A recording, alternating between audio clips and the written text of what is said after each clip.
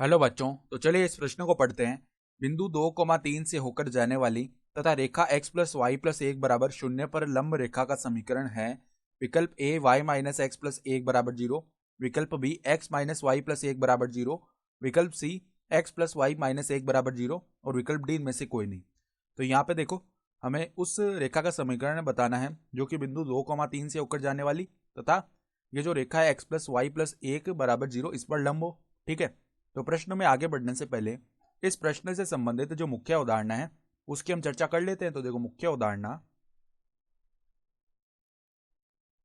अवधारणा देखो क्या हो जाएगी।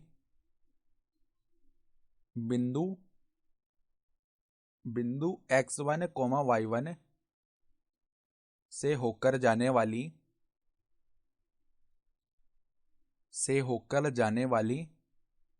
तथा m प्रवणता वाली रेखा का समीकरण क्या होता है। रेखा का समीकरण किस प्रकार से लिखते हैं, देखो हम y माइनस वाई वन बराबर में m गुणा में x माइनस एक्स वन, इस प्रकार से देते हैं हम समीकरण।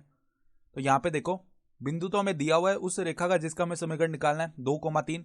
अब हमें उसकी प्रवणता निकालनी पड़ेगी। तो प्रवणता निकालने के लिए हमें उसकी जो लंबवत रेखा है उसका समीकरण दिया हुआ है और हम जानते हैं दो लंबवत रेखाओं की प्रवणताओं का जो गुणनफल है वो माइनस एक होता है। दो लंबवत रेखाओं की प्रवणताओं का गुणनफल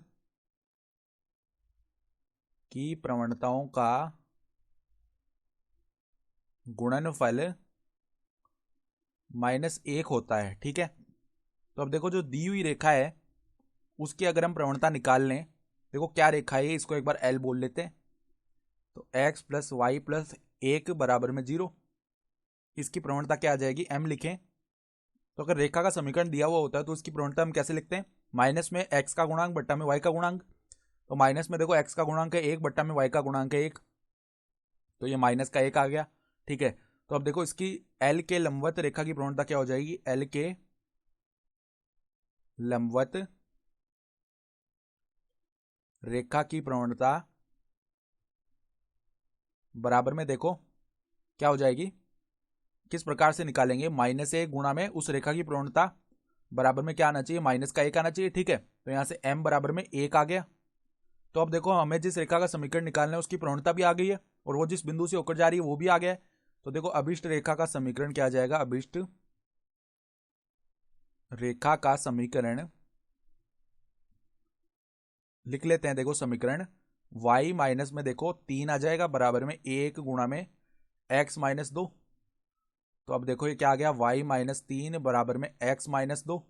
ठीक है, तो अब देखो हम क्या करें, अब सभी मतलब x माइनस दो को उस तरफ लेके जाते हैं। तो y माइनस तीन माइनस एक्स प्लस का दो हो जाएगा, यानी y माइनस एक्स माइनस एक बराबर में आ गया जीरो। तो ये आ गई वो रेखा। ठीक है, तो यहाँ से देखो विकल्प अगर हम यहाँ से मिलाएं तो x हमें प्लस का करना पड़ेगा, तो उस तरफ लेके जाते हैं सभी पदों को। तो x माइनस वाई प्लस एक बराबर में जीरो आ गया। ठीक है, तो इसका मतलब जो विकल्प बी है वो हमारा सही विकल्प आ चुका है। ठीक है, तो आशा करता हूँ कि आपको ये प्रश्न समझ में आया होगा। धन्यवाद।